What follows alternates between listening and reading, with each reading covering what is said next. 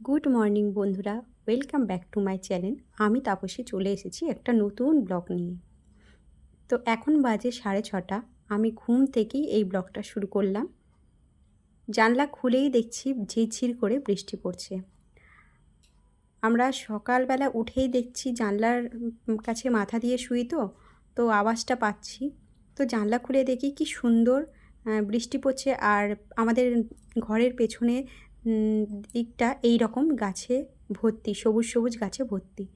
তো বৃষ্টির দিনে গাছের ওপর এই রকম সবুজ সবুজ দেখতে সবারই ভালো লাগে। বিশেষ করে ঘুম থেকে ওঠার সময় যদি এরকম সবুজ সবুজ ভরে থাকে তো আরও বেশি ভালো লাগে।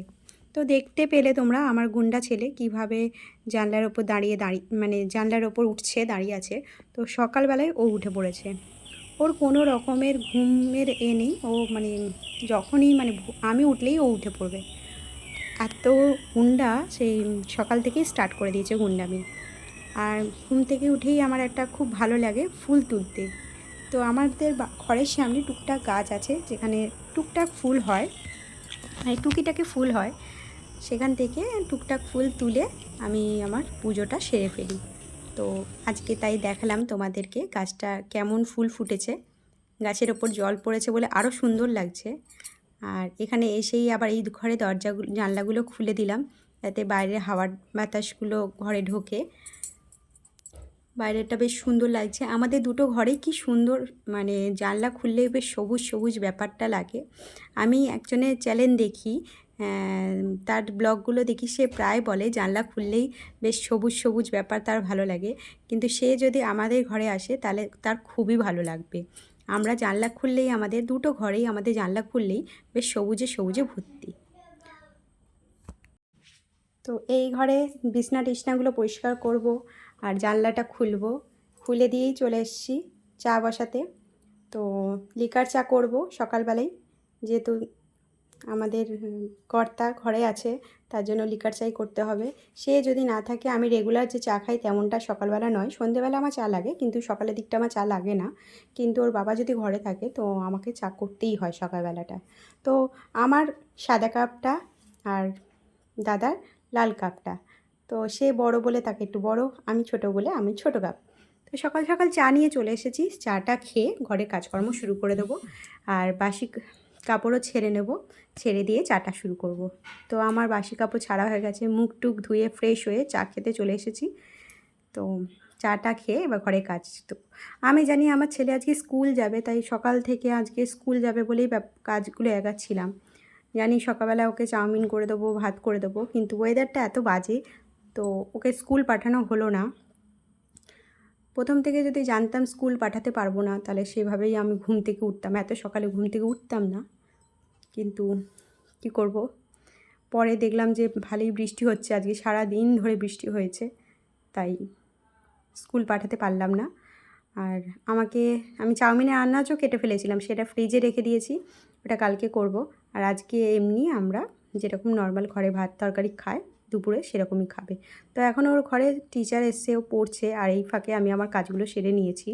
আমি বোতলগুলো সব ভরে নিয়েছি, আর এদিকে গ্যাস ট্যাস মুছে পরিষ্কার করে নিয়েছি, বাসন টাসন সব মেজে নিয়েছি। ওইখানে দেখতে পাচ্ছ বাসন পড়েছে, হ্যাঁ ওইখানেও আমাদের সব এঁঠো কাঠা সব বাসনগুলো আবার জড়ো হয়েছে। ওগুলো আবার পরে আমি মাজবো, তার আগে আমি আনাজ কাটছি। তোমাদেরকে বললাম যে আমি আনাজ কাটছিলাম, তো মানে চাউমিনের সেই আনাজটা আমি কাটতে বসে পড়েছি।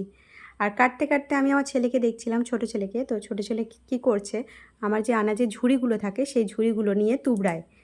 তোমাদেরকে দেখাচ্ছি, দেখো কেমন করে খেলছে। সব আনাজগুলো ও কী করবে, সব ঝুড়ির মধ্যে নেবে, আবার ফেলে দেবে, আবার ঝুড়ির মধ্যে ঢুকাবে। এইটাই ওর খেলা। আর বাইরেটা দেখো কি অবস্থা। আর ওকে ওর দাদার একটা গেঞ্জি পরে দিয়েছি, যেন মনে হচ্ছে একটা মেয়ে ফ্রক পরেছে। তো চলে এসেছি আবার আনাজ কাটতে, ক্যাপসিকাম কাটছি। তো কাটতে কাটতে তোমাদের সাথে গল্প করছি। তো ছেলেকে তার স্কুল পাঠানো হলো না, আমি ফালতু ফালতু মানে চাউমিনের আনাজটা কেটে আমার সময়টা নষ্ট করলাম। যাক, ফালতু ফালতু না, সেই আনাজটা রেখে দিয়েছি আবার কালকে করব বলে। আর দেখাই যাক, আলু কেটে নিচ্ছিলাম, যেহেতু মানে আলু ভাতে দেবো বলে, ওকে খেতে দেবো বলে। ও মানে ডিম আলু সিদ্ধ ঘি দিয়ে ভাত খেয়ে যায়। আর এদিকে এই যে ছেলের মাছের ঝোল করব বলে আনাজ কেটেছি, উচ্ছে ভাজা করেছি, এটা মাছের ঝাল করব। আর দেখতে পেলে ডাল বসিয়ে দিয়েছি, আদা রসুন পেঁয়াজ। তো এইটাই ছিল আমাদের আজকে মেনু। মাছ ভাজা বসিয়ে দিয়েছি, ডাল সিদ্ধ, মাছের ঝাল, কুঁদরি আলু ভাজা, উচ্ছে ভাজা, এটাই আজকে আমাদের মেনু।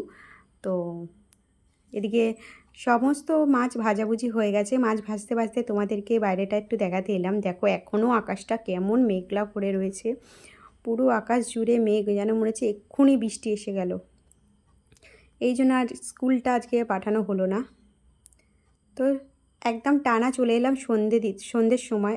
মাঝখানে আমি আর একটাও ভিডিও শ্যুট করতে পারিনি, কেন আমার ছেলেটা খুব জ্বালাচ্ছিল, তাই ভিডিও শ্যুট করতে পারিনি। আমার বড় ছেলেই সন্ধে দিচ্ছে, যেহেতু ও আর্নিক করে, তাই জন্য ওকেই বললাম সন্ধে দিতে। ওর বিকেলবেলা একটা পড়া ছিল, সেটাও যেতে পারলো না, আর তাই জন্য ওকে বললাম সন্ধেটা দিয়ে দিতে। এদিকে সন্ধে যেহেতু হয়ে গেছে, তাই চায়ের কাপ তো আসবেই। সন্ধে দেওয়ার পর আমি চা খেয়ে নিয়ে আমার ছোটোটাকে খাইয়ে দিলাম। ছোটো দুই ছেলেকে আমি সন্ধেবেলায় খেতে দিয়ে দিলাম, দিয়ে আমি নিজেও একটু চা খেয়ে নিই। ছেলেটা একদম খেতে চায় না, একদম খেতে চায় না। শুধু এই সময় একটু টিভি দেখি তো, আর টিভি শুধু অ্যাড দিলেই ও ঘাড় ঘুরিয়ে ঘুরিয়ে টিভি দেখবে, আর ওকে এরমভাবেই আমি খাওয়াই। তো এখন সন্ধ্যে 7টা বাজে, খাওয়া দাওয়া সব কিছু কমপ্লিট হয়ে গেছে, আর ও খেলনার বাটি নিয়ে বসে পড়েছে। এই গামলাটা ফুটো করে দিয়েছে, ভেঙে দিয়েছে। ওই গামলায় আর কিছু নেই, ওই গামলার ওপর উঠে নাচানাচি করে। আর ওই দেখো কত জামা কাপড় পরে রয়েছে, অনেক দিন ধরে পরে রয়েছে, ওগুলো পাট করাই হচ্ছে না আমার। আর কিছু করার নেই, ওটা হবে, একদিন না একদিন পাট ঠিক হবেই। তো আজকের ভিডিওটা আমার এখানেই আমি শেষ করলাম। যদি তোমাদের সকলে ভালো লেগে থাকে, প্লিজ আমার চ্যানেলটাকে সাবস্ক্রাইব করে দিও, লাইক করে দিও, আর শেয়ার করে দিও। আর আমার পাশে থেকো, আমিও তোমাদের সকলের পাশে আছি। তোমরা সবাই ভালো থেকো, সুস্থ থেকো। আর নতুন নতুন তো অনেক কিছুই ভুল হচ্ছে, আমি বুঝতে পারছি কথাবার্তায়। তো ঠিক আছে, চলো টাটা।